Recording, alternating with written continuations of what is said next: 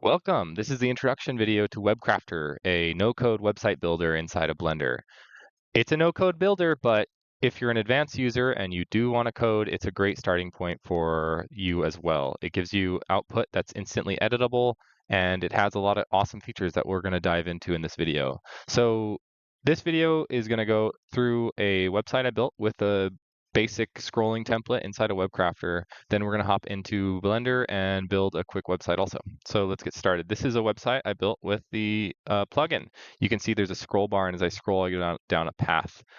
So before we scroll too far, let's just look at this landing screen because it lists some of the features that WebCrafter ships with. As I said, you get instantly editable code. That means you can export your project, and it gives you a React, three.js, and Vite setup, which is standard, pretty standard for creating 3D websites. It gives you interactive meshes, so you can click on buttons like this one here. If I click on this continue button here, it scrolls me down a little bit on the page. And yeah, there's some other ones. You can open up a pop-up also as a little HTML pop-up inside of your page that doesn't open a new tab. It supports animations. It's display responsive. So if I move this guy, my browser to be about the size of a mobile display, and then I refresh, you can see this image is perfectly framed so that it doesn't clip any of the text, and then it zooms in properly so that we can read it better on smaller displays. That's a very handy feature, as you will find out if you haven't yet through making 3D websites. Now it has templates. Right now it just ships with two, an orbit controls template and a scrolling template, like the one I'm displaying now. And it lets you deploy directly to GitHub and Vercel with just one click. So you can just click, it creates a GitHub repo and deploys it live to the web.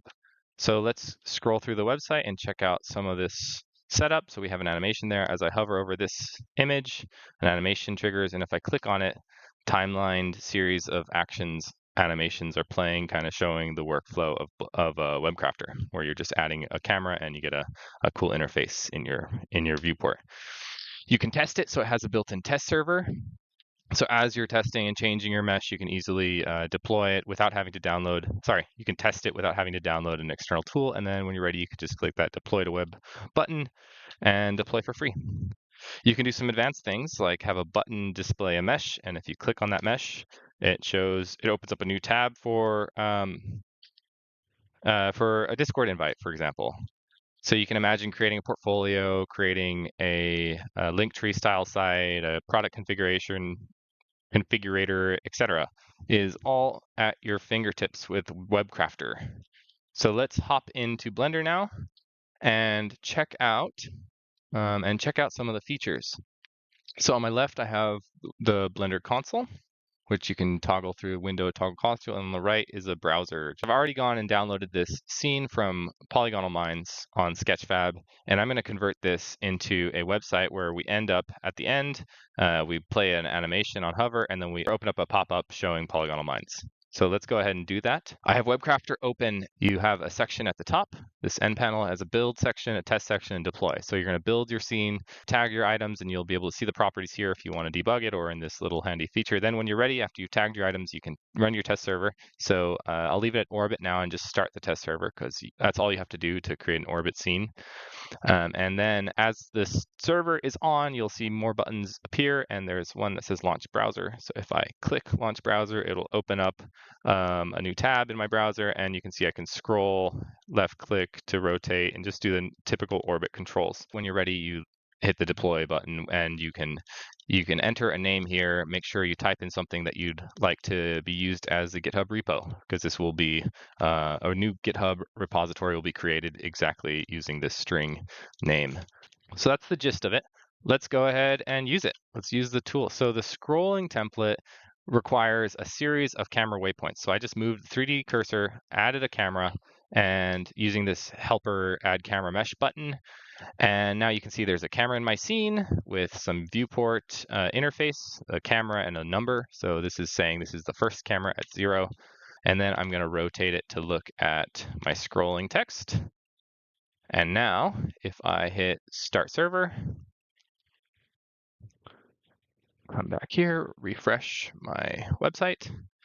There it is. We have our camera in our website looking in the exact same direction that our camera waypoint right here is also. Just to keep the rotation the same, we're going to just duplicate, move it, and then increment our index. And that's pretty much the workflow for creating a scrolling path.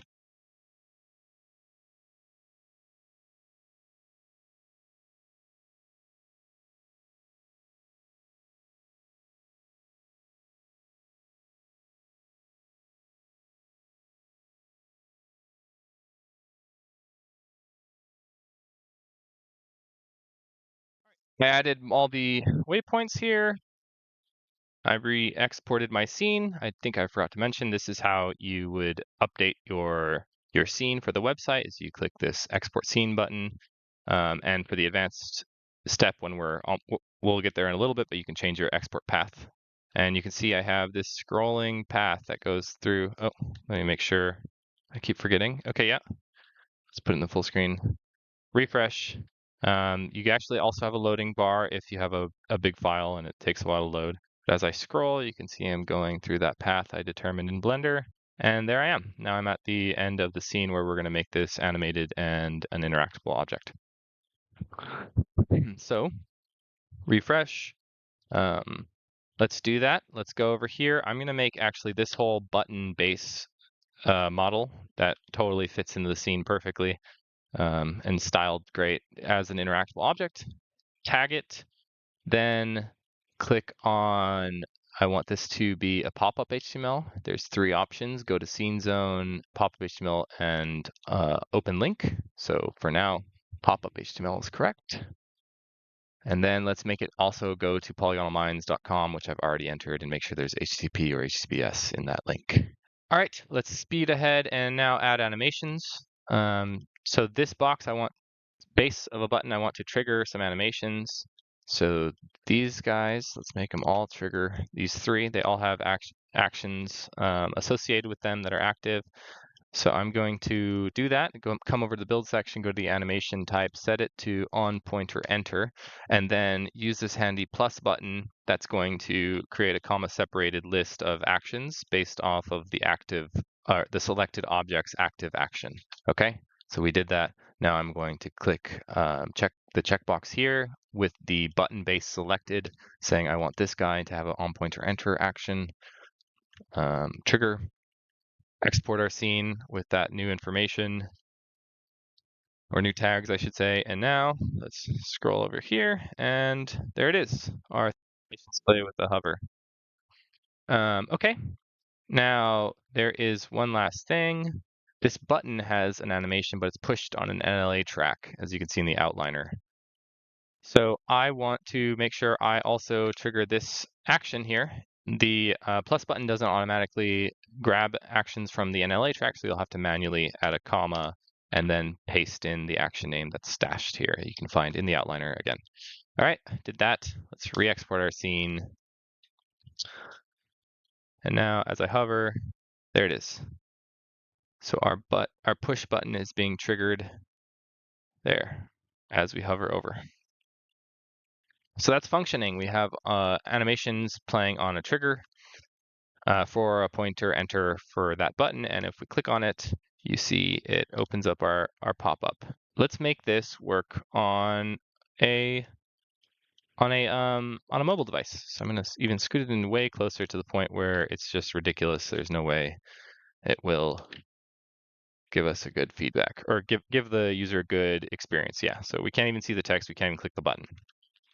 So instead of having to fiddle with our camera position over and over and over, let's just assign all these guys into a group, or otherwise known as a scene zone. It's going to group these objects and create a box around them and make sure the camera is framing that box. So let's call this the links zone. Hit the checkbox with the object selected that we want to be a part of the links zone. And you can see, let's actually do that one more time. There we go. You can see now all the objects also on their viewport interface. You'll see a links text over or other helper viewport GUI options. So we have links and then the camera.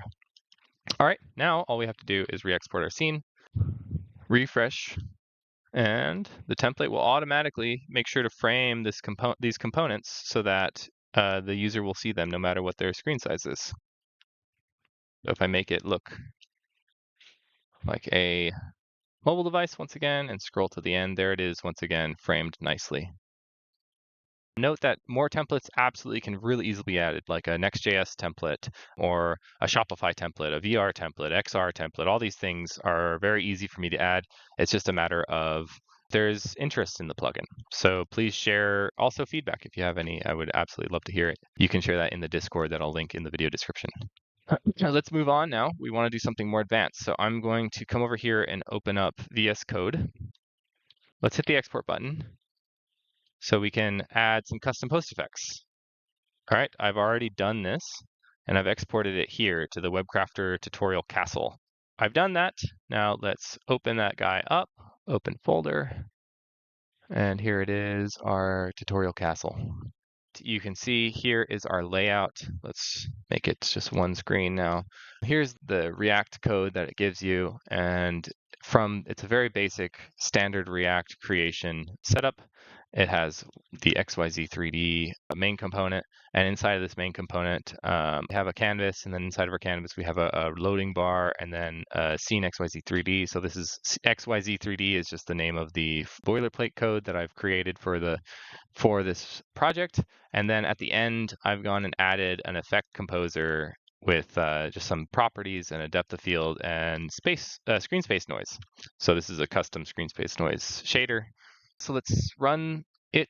Let's run the code. Let's run our dev setup. This is after I've already gone and run an npm install and an installing byte on my machine. I can do an in-depth tutorial for how to set this up also. If that interests anyone, just let me know. And I forgot to mention, I also added the performance feature of React 3 Performance. So here it is. Here's my website with custom post effects now. And you can see, yeah, it creates a really interesting, another visual effect. Now, I actually don't have a interactive button here, so let's do that. Let me copy this URL, come over here, open up Blender, and let's make sure that our link is also working on our customly exported project. So all we have to do is change our custom export path here for our scene, overwrite that exported projects folder or scene GLB file. So we're going to go into that folder, which is castle, tutorial castle, public, asset, and scene. Then hit export. And a nice feature is that with Vite running in the background, it'll automatically detect there's another file, at least with the template export. It's going to detect the file has been changed. And now when I make it to the end, there it is. We'll have our button and our animations playing. Boom.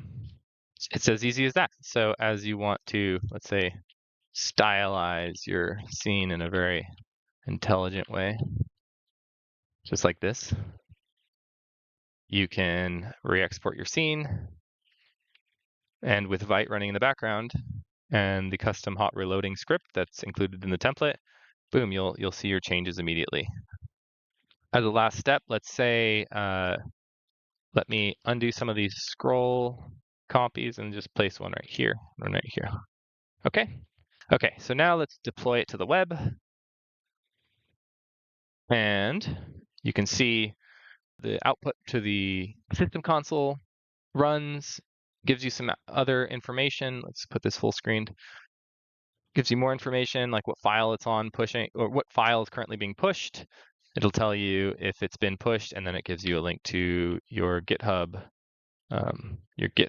page, which then we can open by control clicking in Windows. And you can see if I click on this little dot, it says Vercel is pending deployment because we just pushed a new file. So after it finishes deploying, you'll also see the link to your page. Hopefully that was being displayed, but your link to your website that's live on Vercel right here in the About section, and you can just click on that. It's still deploying, so it might show an older website or not load, and it will take a second after. Okay, there we go. Great. It loaded. It shows our progress bar. It takes a second when it first deploys because the Vercel system just has to, I guess, cache the files and whatnot. But if you wanted to take this to the next level, I recommend hosting your your model on AWS or something, but there's our changes, and here's our website live, ready to go. So boom, we can have our portfolio done in 30 minutes if you wanted, and even faster if you have the mesh already made.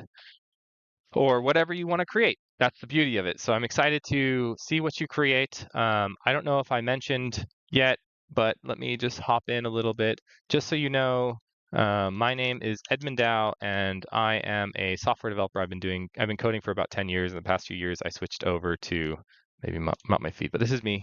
I'm this guy. Past few years, I switched over to doing some nonprofit work. So this is me in Bolivia, where we installed this water system for a remote indigenous community. So if you do make a purchase and you choose to support my development of this tool, know that my money goes, I put my money where my mouth is, and it helps me continue doing more amazing work and helping communities and educational tools. That's where my passion lies, and here's our page, and here I am. So yeah, thank you so much for considering it. If you're a teacher, this is also a great tool to start with React coding.